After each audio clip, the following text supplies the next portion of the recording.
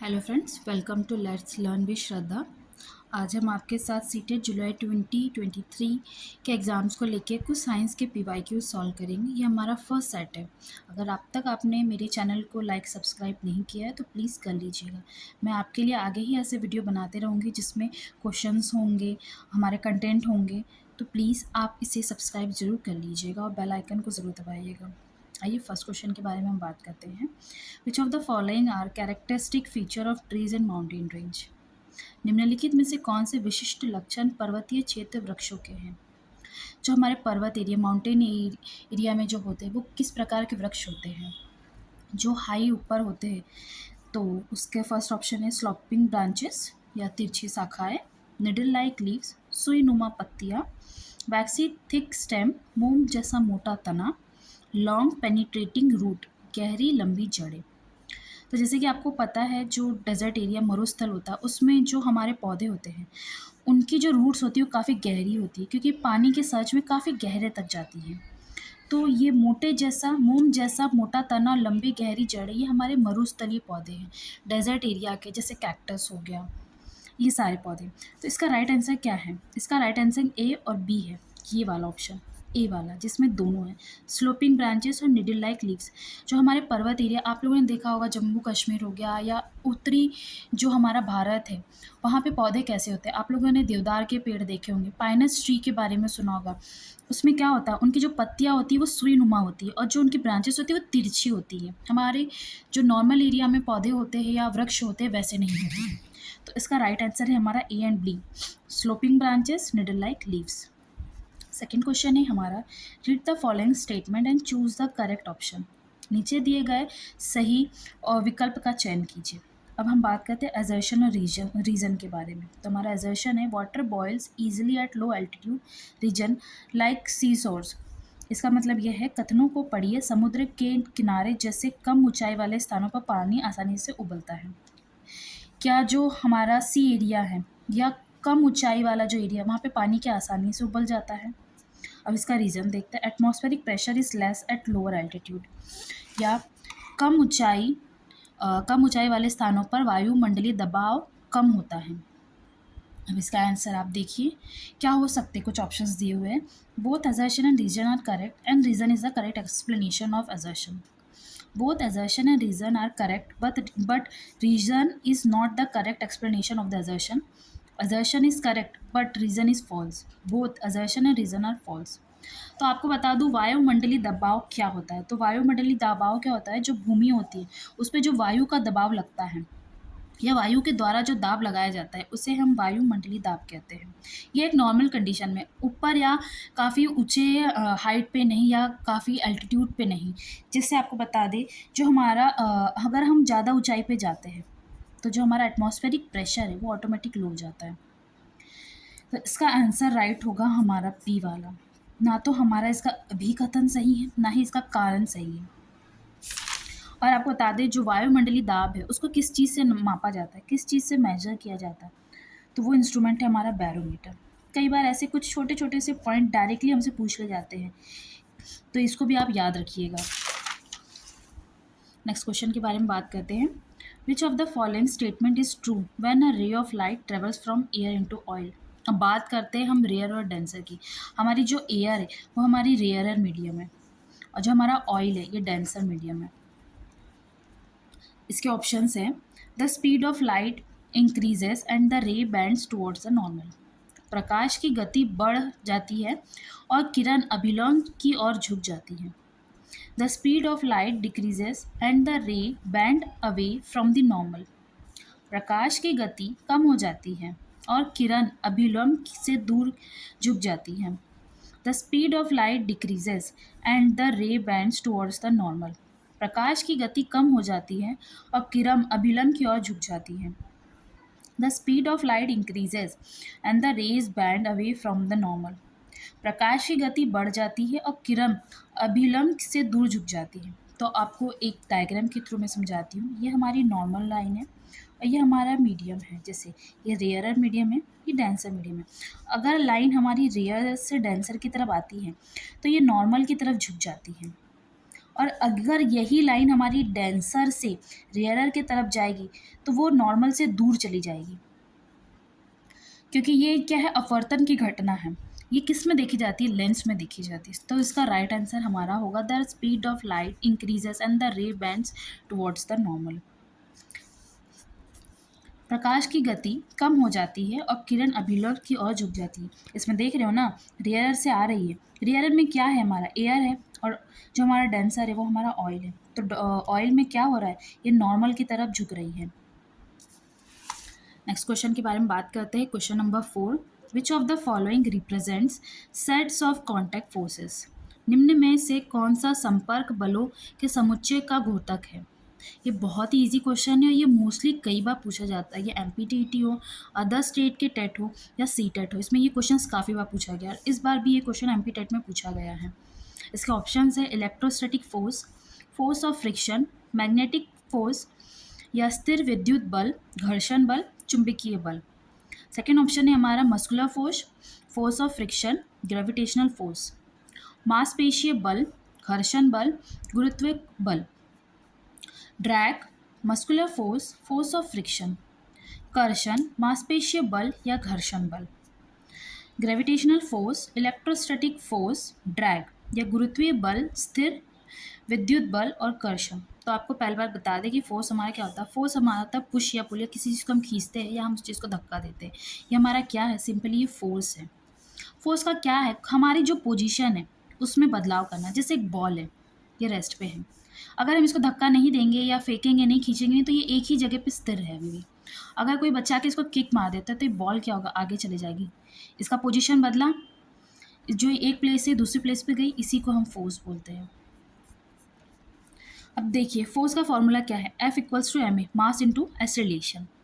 अब इसकी SI unit क्या है? तो न्यूटन है। और इसकी एमकेएस यूनिट क्या है? तो केजी मीटर पर सेकेंड स्क्वायर। अब बात करते हैं हम टाइप्स ऑफ फोर्सेस की।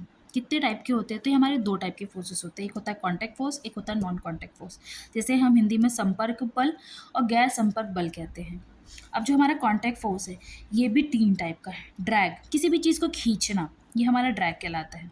मस्कुलर फोर्स, देखा होगा हम स्विमिंग करते हैं, क्या होता है? हमें मसल्स का काम आता है उसमें, हम उस चीज़ को यूज़ करते हैं, तो ये हमारा मस्कुलर फोर्स हो गया। फोर्स ऑफ फ्रिक्शन, हम चल रहे हैं एक फ्लोर पे और फोर्स हमें पीछे की ओर खींच रहा है, तो ये क्या है? फ्रिक्शनल फोर्स है।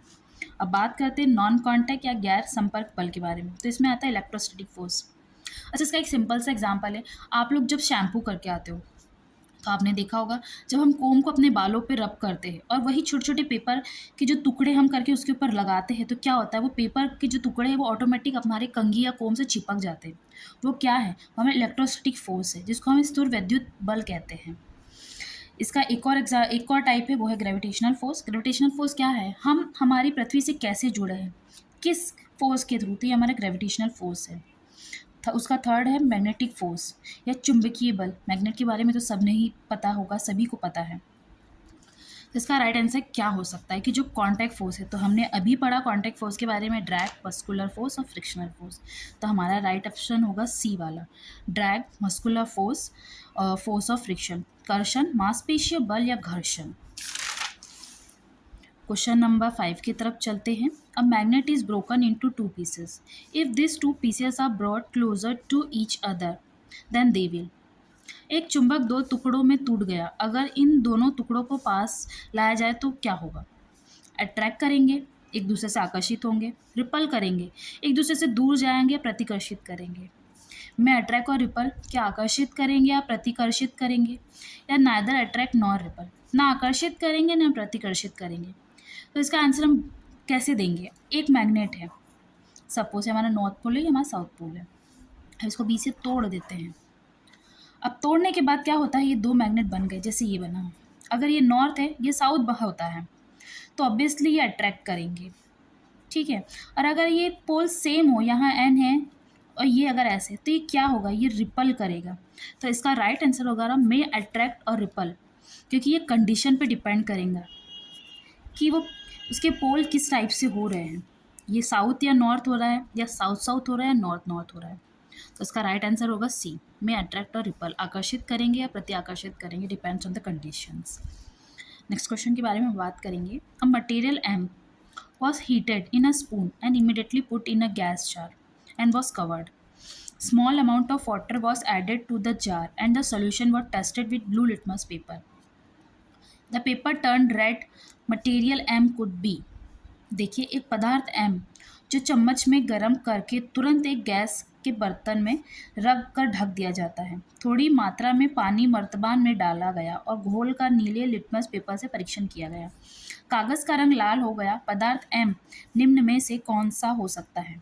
बताइए। सोडियम, एल्यूमिनियम, मैग्नीशियम या सल्फर। अब बात करते हैं, एक हमारे पास मटेरियल है M, इसको हमने जलाया एक स्पून में लेके और तुरंत ही एक जो जार है हमारे पास ग्लास का, उसके अंदर गैस का जार है, उसके अंदर हमने इसको रख दिया और उस चीज़ को ढक दिया। फिर उसके बाद इसमें कुछ पानी को ऐड किया गया। अब ये सॉल्यूशन बन गया। इस सॉल्यूशन को हम लिटमस पेपर से टेस्ट करते हैं तो रिज़ल्ट क्या आता है?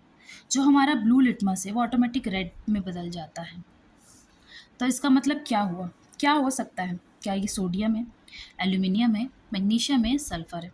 तो ऑब्वियसली इसका राइट आंसर सल्फर होगा। क्यों? अनिल का वर्ड नाम सुने हो? अनिल क्या होता है? ये एक ट्रिक है। देखिए अनिल, अ से होगा हमारा अमल या एसिड, न से होगा हमारा नीला कलर, ल से होगा लाल, मतलब जो अमल होता है वो नीले से लाल की तरफ जाता है। यहाँ यूज़ को ईजिली और कर लिया जाए तो B.R. अम्बेडकर का नाम तो जानते होंगे आप लोग, इनका शॉर्ट याद रख लीजिए। देखिए B.R. अम्बेडकर या से याद रखिएगा। बी से होता है हमारा ब्लू कलर, रेड से होता है हमारा रेड कलर, ए से होता है हमारा एसिड। अगर ब्लू लिटमस रेड हो जाता है तो वो हमारा एसिड होता है। तो जो एसिड होता है उसका क्या है, इसमें से कौन सा आंसर हो सकता है? तो देखिए जो अधातुओं के ऑक्साइड होते हैं वो एसिडिक नेचर हमारा जो है या अम्लीय प्रभाव दिखाते हैं। क्यों? किस टाइम पे? अगर इसका रिएक्शन या हम इसको रिएक्ट करते हैं हमारे वाटर से, अधातुओं के ऑक्साइड को जब हम वाटर के साथ रिएक्ट करवाते हैं तो वो किस प्रकार का अपना नेचर शो करते हैं? तो वो एसिडिक होता है या अम्लीय कहलाता है। तो इसका राइट आंसर होगा सल्फर। क्वेश्चन नंबर 7 की तरफ चलते हैं। Rita wanted to store the pickles in a container. The best container for this purpose can be. Rita किसी पात्र में अचार रखना चाहती है, इसके लिए सबसे अच्छा पात्र कौन सा हो सकता है? बताइए। मोस्टली आप लोगों ने देखा होगा घर में हमारी जो मम्मी लोग हैं, दादी नानी लोग हैं, वो अचार किस चीज़ में रखती हैं? कौन से बर्तन में रखती हैं? एल्यूमिनियम के, ग्लास, तांबा या पीतल? बताइए। अब एल्यूमिनियम तो हो नहीं सकता, एक बार किचन में जाके आप लोग देख लीजिए। कॉपर हो नहीं सकता, पीतल हो नहीं सकता, क्योंकि ये चीज़ें तो, क्योंकि हमारा अचार क्या होता है? खट्टा होता है ना? खट्टा होता है, बेसिक तरीके से होता है एक तरीके से। अब इसको अगर हम एल्यूमिनियम में रखेंगे, तांबा या पीतल, तो जो खट्टा बने वो तो रिएक्ट कर जाएगा, रिएक्शन करेगा और ये शायद अचार को ख़राब कर देगा। तो बेस्ट कंटेनर चूज़ किया जाता है कांच का, क्योंकि ये कुछ रिएक्ट ही नहीं करता है। तो इसका राइट आंसर है पी, कांच। Question number 8, which of the following do not contain any enzymes?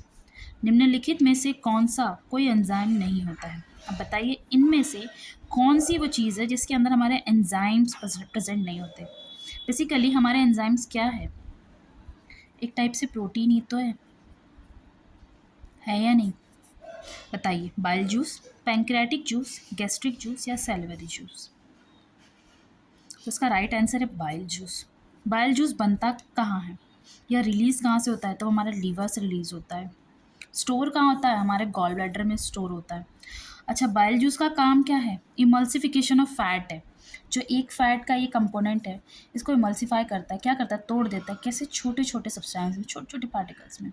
इसको कहते हैं इमल्सिफिकेशन ऑफ फैट। ये बाइल जूस का काम है। इसका राइट आंसर है ए वाला, बाइल जूस, क्योंकि इसके अंदर कोई एंजाइम्स प्रेजेंट नहीं होता। पैंक्रेटिक जूस में भी एंजाइम्स होते हैं, गैस्ट्रिक जूस में भी एंजाइम होता है, सैलिवरी जूस में भी एंजाइम होते हैं। हमारे डाइजेशन की प्रोसेस यहीं से स्टार्ट होती है, हमारे माउथ से, जहाँ पे सैलिवरी जूस हमारा ऐड होता है। क्वेश्चन नंबर 9 की तरफ चलते हैं। This type of joint in elbow of our forelimb undergoes similar movement as of the door joint of the house, which joint is this? हमारे प्रबाहु में कोहनी का जोड़ घर के दरवाजे के कब्जे की भांति चलता है। यह कौन सा जोड़ या संधि है?